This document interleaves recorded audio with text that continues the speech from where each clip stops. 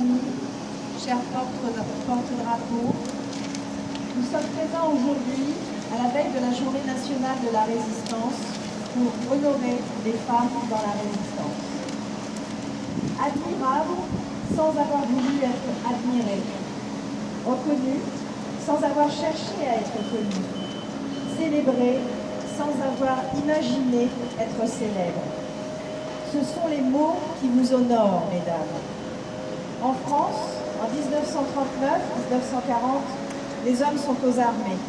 Beaucoup, après la débâcle, croupissent dans les camps prisonniers et seront même envoyés en Allemagne. Les partis politiques sont dissous, les organisations démocratiques démantelées, les membres du Parti communiste et ceux des syndicats plus que jamais pourchassés. Dans ce contexte, les femmes ont pris des responsabilités et des initiatives. Nombre de jeunes filles, de ces jeunes femmes qui avaient été à l'école de l'UJFF, Union des jeunes filles de France, organisation politique liée à la Fédération des jeunes communistes, et créée par Daniel Casanova en 1936, mais aussi des femmes issues du quotidien ou de la bourgeoisie française ont gravé les codes de la société patriarcale française. Elles ont mis en jeu leur vie en se plaçant en première ligne dans un combat de l'ombre. On les imagine infirmières, agents de liaison, dactylo, mais pas seulement car elles ont tout fait comme les hommes. Armes à la main pour certaines,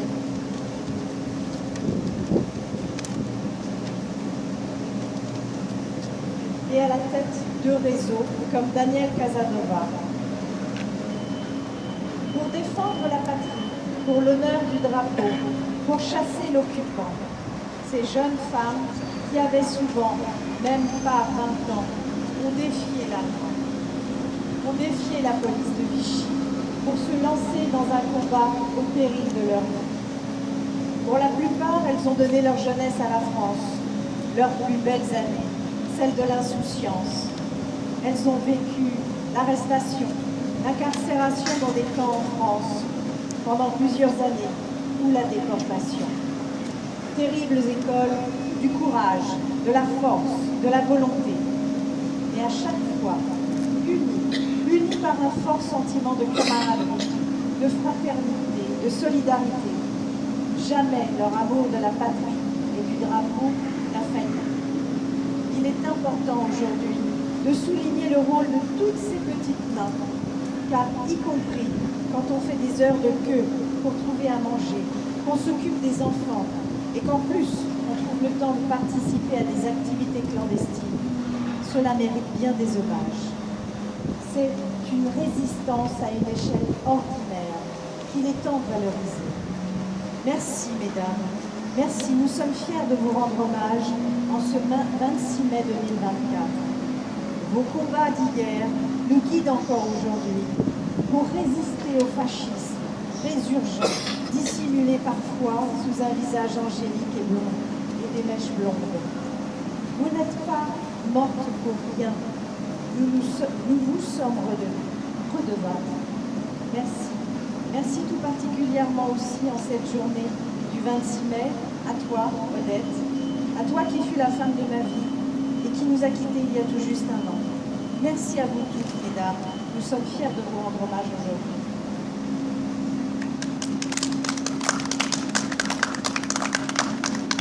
Merci, Karine. Merci, Karine. Nous avons convenu de citer les noms avec quelques phrases de rappel qui étaient ces femmes en général. Je commencerai par Daniel Casanova. Alors, elle est née en 1909 à Ajaccio et en 1928, elle adhère aux jeunesses communistes. Elle a des responsabilités dès les années 34. Elle devient secrétaire générale du Comité mondial des femmes contre la guerre et le fascisme.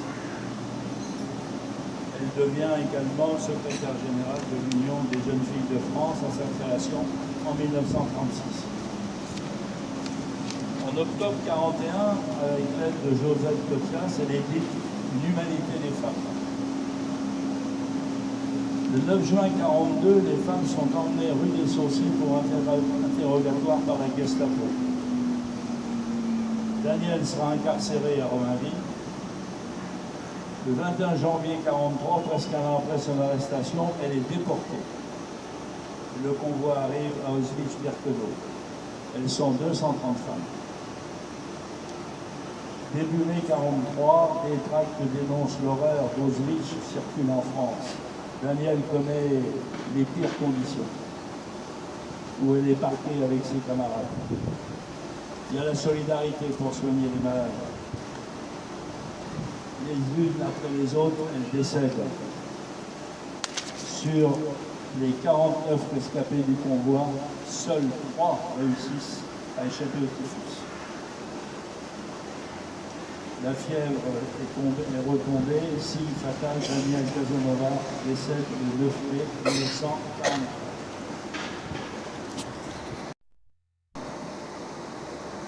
Né le 21 février 1913 à Paris et guillotiné le 12 février 1943 à Hambourg. En octobre 1934, elle entre dans un laboratoire à l'École nationale de chimie. Elle adhère au Parti communiste dans le 14e arrondissement et soutient les républicains espagnols. Après l'instauration du régime de Vichy, elle est exclue de son travail, puisqu'elle est juive et communiste.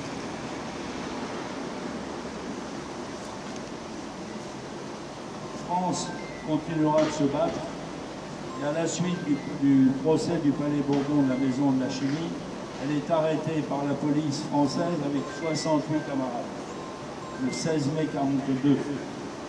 Après 4 mois d'interrogatoire et de torture, dans une cellule de la prison de la Santé, elle est condamnée à la peine de mort par un tribunal militaire allemand. Hommage.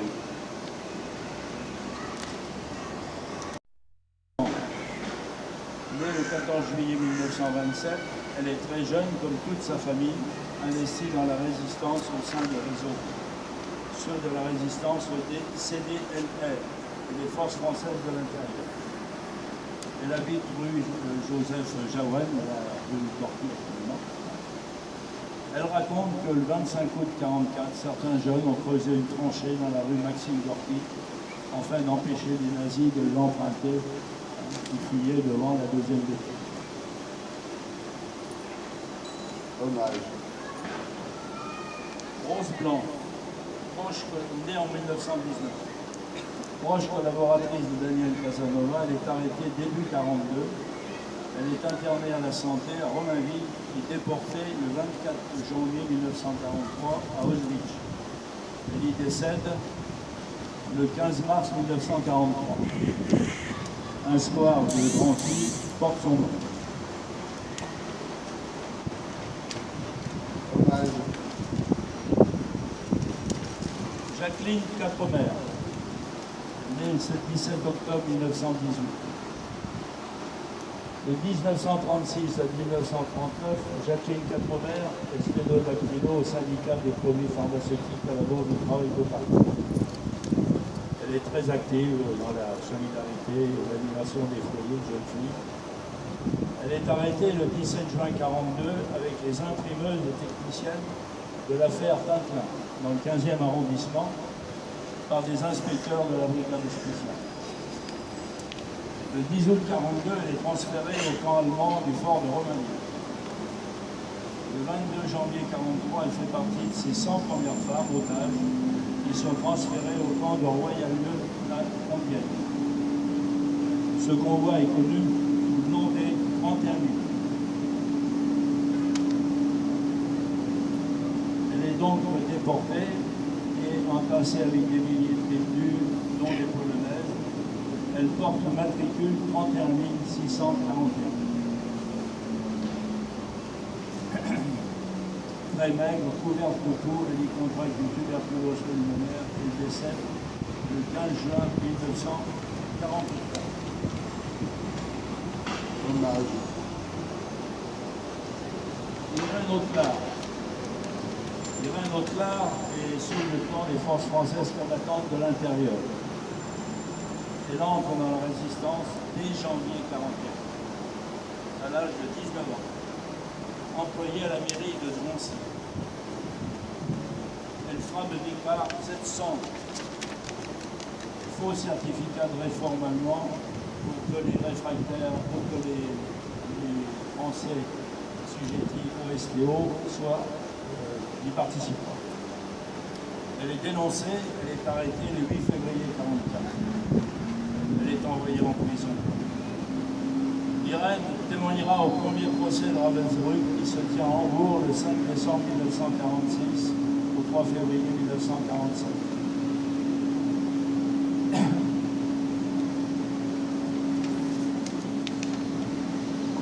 Hommage. Solange Boutaric, épouse d'Imation, née en 1920.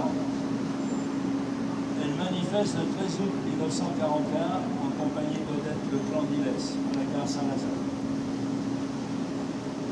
Elle assure la solidarité avec les familles, elle prépare des trousses d'urgence, elle est très active.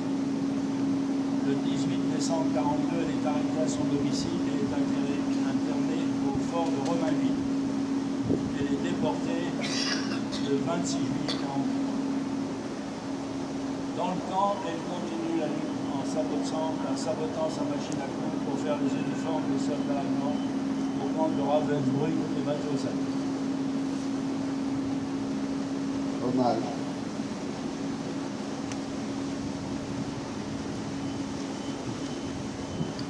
Madeleine Ogbonna, je vais passer la parole à Laurence Déboulé, sa fille, pendant un témoignage. Vous m'entendez? Voilà. C'est un témoignage. On n'a pas été tué par l'événement. On a participé à la résistance dans le du chien. Alors, je vais lire le texte que mon frère m'a écrit, qui raconte le quotidien d'une femme dans la résistance, et puis de ce qu'elle a fait et ce qui s'est passé. Comme toujours, pour les femmes, cela prend du temps. 80 ans pour la reconnaissance de l'action des femmes de la résistance.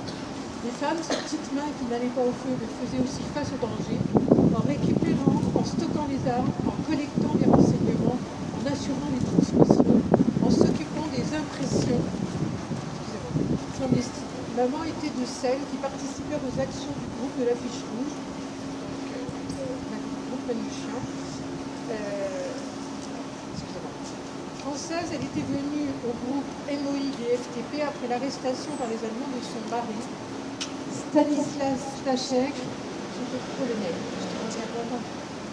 Pour elle, cet engagement allait de source, malgré l'existence d'une petite fille de 12 mois, Nadia, qu'il fallait confier à des amis sûrs. Son action de résistance, nous, les enfants, nés après-guerre, nous n'en avons connu que des bribes, parfois surprenantes et drôles, mais souvent imprégnées de tristesse au souvenir de tant de disparus. Élec, qu'elle nous présentait comme un gamin et Manouchian comme un homme lumineux. Puis ce groupe de soldats russes, Juromal, qui avait rejoint la résistance française après leur évasion et qui trahit moururent en combattant l'armée nazie. Je crois qu'elle préférait nous parler des aspects parfois drôles de son action. Le fusil mitrailleur récupéré à Aulnay-sous-Anneau, qu'elle avait dû transporter à pied, et c'était très lourd, jusqu'à Dourdan, avant de prendre le train pour Paris.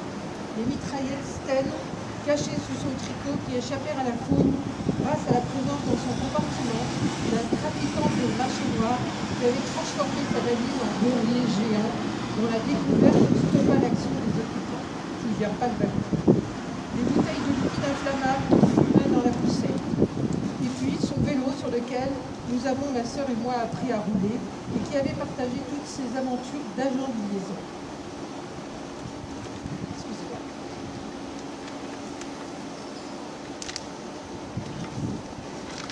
Une fois sauvée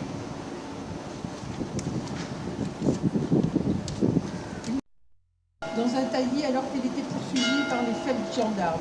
Une autre fois, bien pire, alors qu'elle transportait des grenades bien calées dans le coussin sur son ventre et que sa roue s'est voilée dans un nid de pluie, et que le premier véhicule qu'il a pris en charge était un camion de soldats allemands qui ne voulait pas laisser une femme enceinte au bord de la route.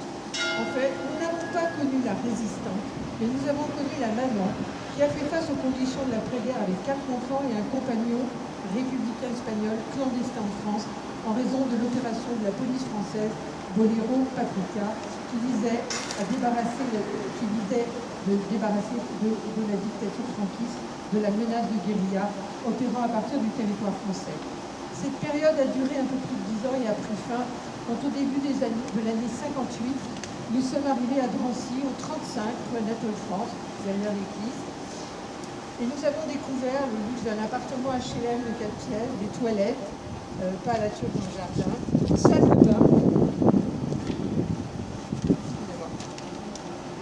de bain, un tub, un balcon qui donnait sur un parc. Mais surtout, nous avons trouvé un immeuble avec des habitants amicaux, solidaires, protecteurs. Les garderont l'immeuble le temps des attentats d'Oès. En effet, Alain Guérin, qui était un journaliste communiste, habitait l'immeuble. Il était menacé. Peu à peu, avec les études et la vie, nous nous sommes éloignés de cet endroit. Mais maman y a vécu jusqu'à son décès à l'automne 2007.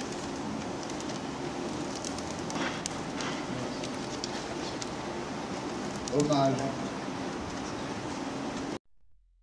Comme la famille, nous souhaitons qu'une plaque soit apposée sur le... Oui. Je poursuis. Merci Laurence pour ce témoignage. Francine Fromont. Née en 1918, elle habitait les Lilas. Elle était un agent de liaison des FTPF. Elle a été la première femme parachutée en France. Elle était chargée de l'approvisionnement en armes pour les FTP et a effectué de nombreuses missions. Elle est arrêtée le 30 juillet 1943 à Saint-Véran, dans la banlieue lyonnaise, et livrée aux Allemands. Elle refuse de donner le moindre renseignement malgré les tortures qui lui sont infligées par la Gestapo ainsi qu'à sa mère sous ses yeux. Sa mère ne survit pas au conflit. Francine est fusillée à la prison de Fresnes le 5 août 1944 à l'âge de 26 ans. Hommage. Odette Leclan-Ilès. Odette vivait avec sa famille à Drancy. En 1940, son père syndicaliste anti-munico, qui l'admirait, fut arrêté. Odette entra aux Jeunesses communistes la même année à 15 ans et elle participa aux manifestations, dont celle du 11 novembre 1940 à l'Arc de Triomphe, puis à celle du 14 juillet 1941. C'est là qu'elle fut arrêtée. Nous aurons l'occasion cet après-midi d'écouter ou de participer plus exactement à cette vie militante, cet engagement riche de l'Odette. Je vais donner quelques dates. En septembre 1941, après son arrestation, elle fut transférée dans un convoi de 40 000 femmes à Châteaubriand. Là, avec ses amis, les personnes avec elle participait aux cours d'espagnol, de mathématiques. Elle était très active, il y avait une organisation aussi sportive. Et elle rencontra Guy Moquet, qui avait comme elle 17 ans.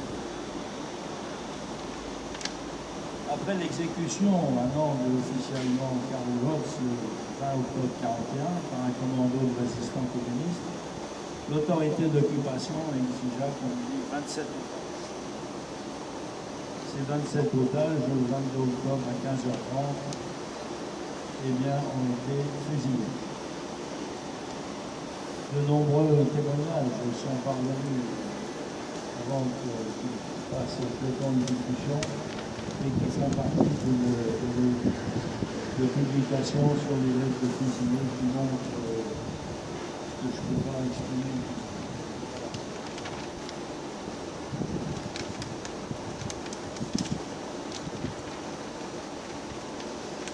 Ce que je peux dire sur le...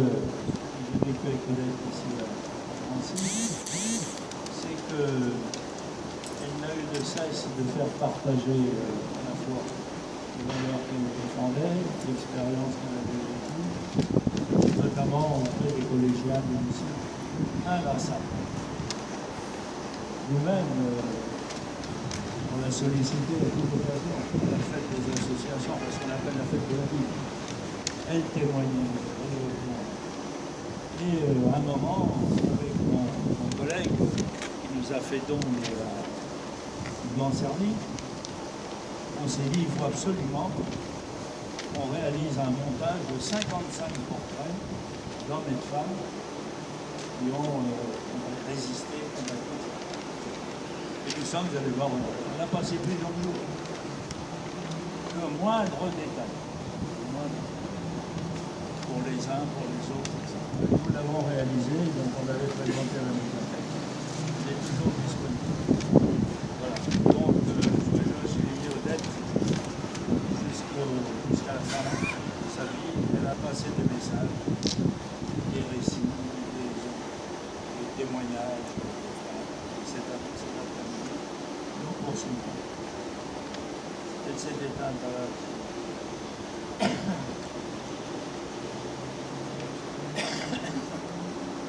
Excusez-moi, je suis retenu.